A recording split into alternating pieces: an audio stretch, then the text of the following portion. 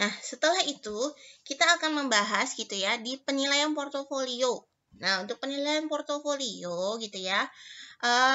Portofolio itu apa sih? Portofolio itu terdiri dari tahapan D4 dan D5.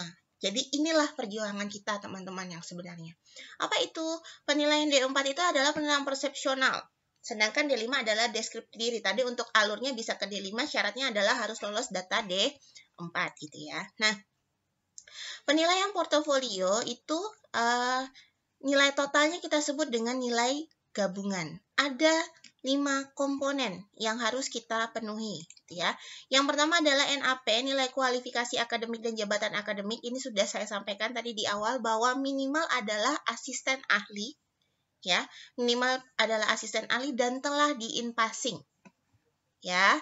Kemudian bobotnya berapa nih? Bobotnya adalah 2. Jadi cukup tinggi teman-teman. Jadi teman-teman jangan bingung lagi ya, kok saya belum serdos ya? Ya, kalau belum asisten ahli, belum ngurus Java, belum ngurus in-passing, maka teman-teman tidak akan bisa serdos. Kalau mundur lagi, kok saya belum bisa asisten ahli? Nah, apakah teman-teman sudah mempunyai jurnal dan pengabdian masyarakat minimal 1-1?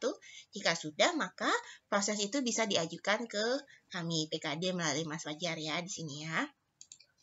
Lalu kemudian ada unsur lainnya, kita tinggalkan tadi soal Java gitu ya, adalah nilai golongan atau kepangkatan. Bobotnya ini 2. Ya, ini yang kita maksud adalah in-passing-nya tadi loh teman-teman. Misalkan kalau teman-teman S2 gitu ya, pas pengajuan Java-nya maka dia akan setara dengan 3B.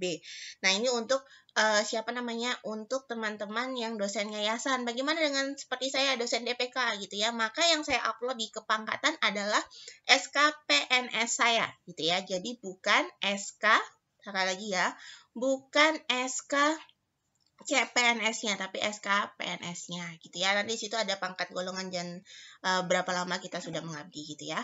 Kemudian ini bobotnya 2 untuk NKP. Kemudian ada lagi NPA, kompetensi akademik. Ini bisa diperoleh atau dikonversi gitu ya, dikonversi dari nilai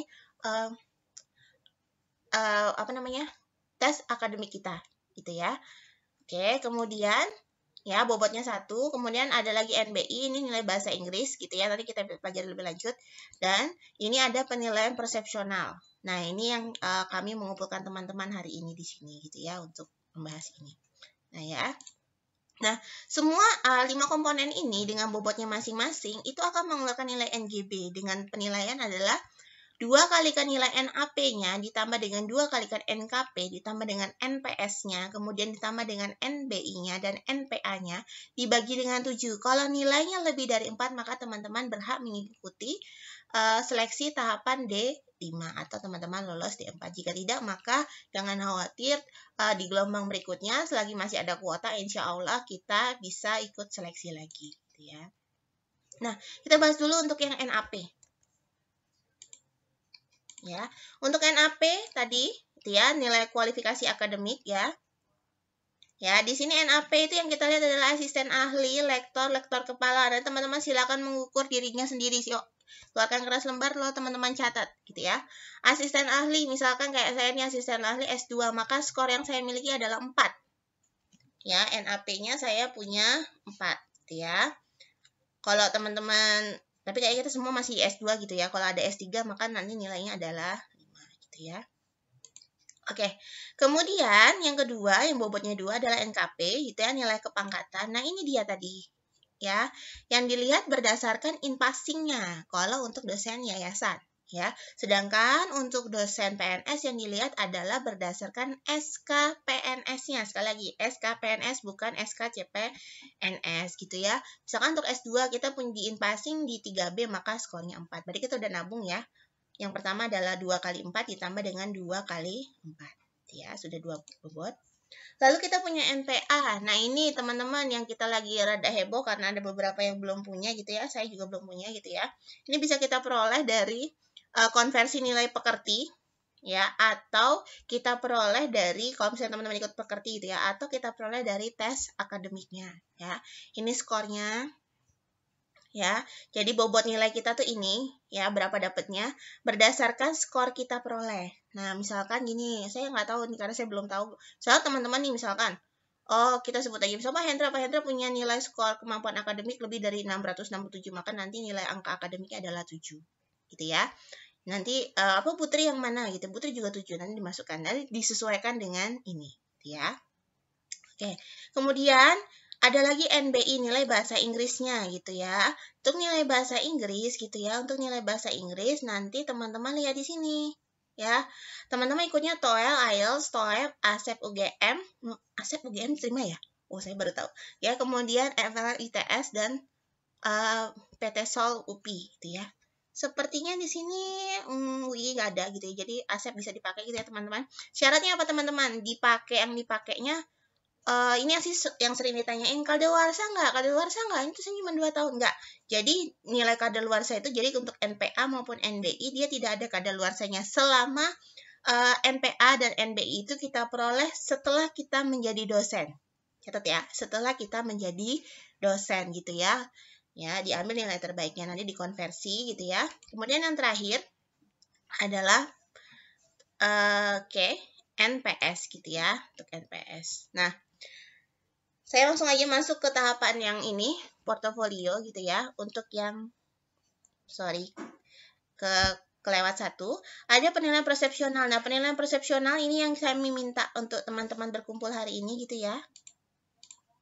Ya, untuk teman-teman berkumpul hari ini, nanti untuk penilaian persepsional itu ada mahasiswa sejumlah 5. Kemarin sudah kami sampaikan untuk meminta data mahasiswanya. Kemudian ada teman sejawat gitu ya, 3. Ya, ini teman sejawat, ini syaratnya adalah pertama tadi yang bersangkutan seprodi sama kita dan juga tidak sedang dalam proses penilaian. Lalu atasan langsung siapa, itu adalah kaprodi gitu ya. Kemudian dosen sertifikasi sendiri atau kita sendiri. Jadi totalnya adalah untuk persepsionalnya ada 10 penilaian. Ya, 10 poin penilaian. Nah, cara hitungnya seperti ini teman-teman ya. Tadi sudah teman-teman tahu dikonversi, pastikan nilainya lebih dari 4 ya. Jadi nanti bisa dilihat gitu ya. Ya, di sini. Nah, oke, gitu ya. Nanti bagaimana lulusnya? Kalau yang ini kita lihat nih, ada kasus 1, kasus 2, kasus 3 gitu ya. Kasus 1 kalau misalkan apa? Ya. Oke. Ya, kemudian kasus 2 seperti apa, kasus 3 seperti apa. Jadi intinya teman-teman lihat bahwa skor teman-teman adalah sebisa mungkin adalah lebih dari 4 untuk total keseluruhan gitu ya. Nah, setelah teman-teman lulus atau nilai teman-teman untuk D4-nya lebih dari 4, maka kita baru bisa mengisi data deskripsi diri. Jadi nanti ini boleh kita cicil setelah kita selesai ini teman-teman gitu ya. Inilah yang kita sebut sebagai penilaian portofolio atau penentu kita untuk menerima sertifikasi dosen gitu ya. Oh ya, saya lupa sampaikan, siapa sih yang berhak menerima sertifikasi dosen? Ternyata adalah dosen yang ber-NIDN dan ber-NIDK. Jadi teman-teman yang berpunya NIDK pun boleh mengajukan gitu ya, dengan syarat teman-teman tadi ngajuin Java dulu seperti itu ya. Nah, bagaimana sih PSD PTU memantau capaian tahapan dosen gitu ya? Untuk hari ini gitu ya, memantaunya seperti apa? Ya ini kami biasanya masuk ke manajemen akses gitu ya, di manajemen Sordos, kami bisa ngeliat nih untuk ini. Tahun ini 2020 gelombang 1 ada 7 orang dosen ya, dengan bidang kelompok masing-masing gitu ya. Kemudian akan terlihat seperti ini teman-teman. Ya. Oke. Apa sih maknanya? Nah, ini maknanya. Belum diisi. Termasuk saya ya. Saya belum ngisi, belum divalidasi gitu ya, dan sudah divalidasi gitu ya. Jadi nanti terlihat teman-teman progresnya sampai di mana teman-teman. Ya. Nah, kita masuk untuk penilaian persepsional tahapan D4 gitu ya. Jadi untuk komponen penilaian persepsional D4 ya, ada 3 komponen, ada penilaian atasan langsung, penilaian mahasiswa, dan penilaian teman sejawat. Nah, ini akan saya bahas lebih lengkap di video YouTube lainnya gitu ya. Nah, intinya teman-teman harus tahu mana data yang harus teman-teman isi gitu ya. Nah, nanti ini ada tutorialnya. Oke.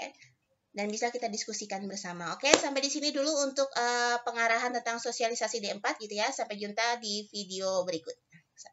Assalamualaikum.